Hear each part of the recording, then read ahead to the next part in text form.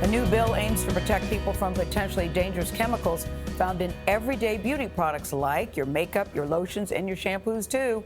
Women put an average of, listen to this number, 168 chemicals on your face and your body before you even walk out of the door.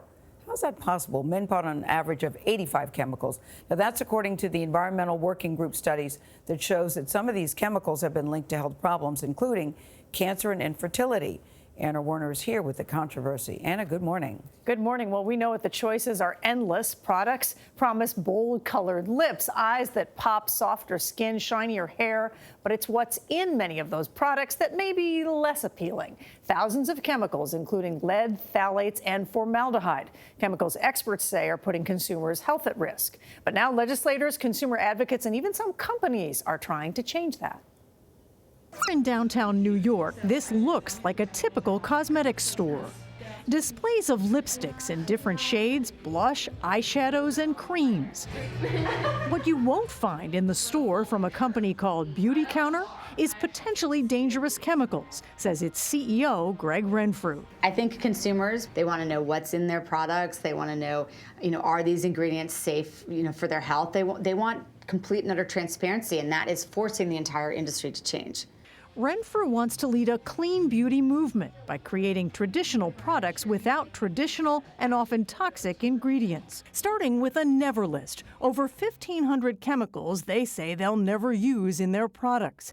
Chemicals like retinol. It's used in many sunscreens and anti-aging products, but may damage DNA and cause skin tumors. Formaldehyde, a preservative in some shampoos and body washes that can cause cancer. And parabens, preservatives used to prevent bacteria and mold in some face cleansers and lotions, but shown to disrupt important hormones in the body. We felt like there were no rules, and so we needed to create the rules because there was no one in the United States telling us what safe was, and there was no one holding us accountable. Cosmetic companies can put virtually anything in personal care products, and there's very little that the FDA can do to stop that. Consumer advocate Scott Faber with the Environmental Working Group says that's because it's been 80 years since a cosmetic bill was passed. He says cosmetics companies have fought stricter regulations. Virtually every year from 1950 until 2018, Congress has tried to give FDA these basic powers, and they've been blocked.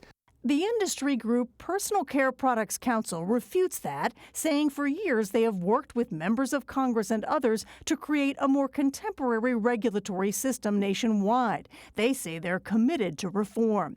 But in the European Union, some 1,500 chemicals are banned or tightly regulated. In the U.S., just 11 chemicals are banned, the last one 30 years ago.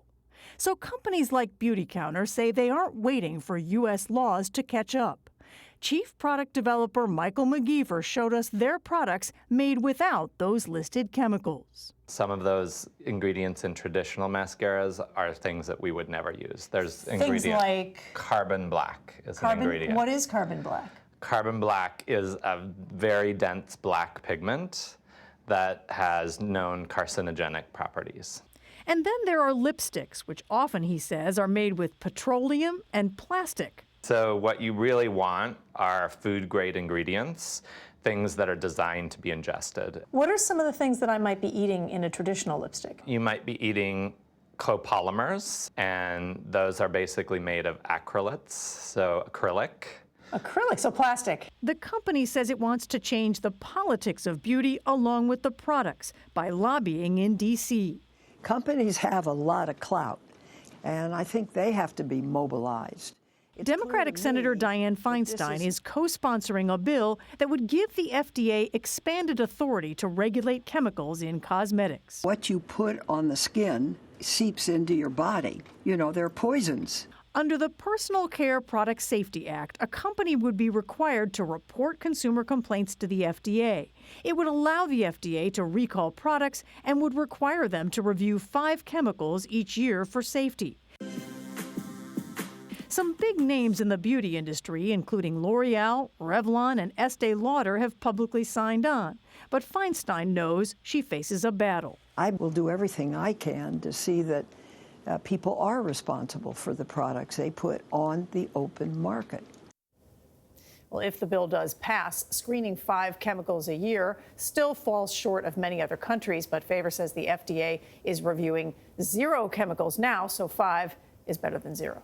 Yeah, what do the Brits know that we don't? There's such a big difference between what they ban and what we ban. In the European Union, right, there's a lot of things that they can't use. And if you think about it, companies have to formulate differently for Europe than, in some cases, than they do in the United States. So there's variations in products they sell in the countries. Does it mean we go naked face on TV? You know, one of the points, I think one of We're trying to get viewers here, Anna. I think one of the points from Beauty Counter is that they would say to you is, look, we wanted to come up with products that don't contain these chemicals, but we also wanted to make products that women want, that work. So that's their All right.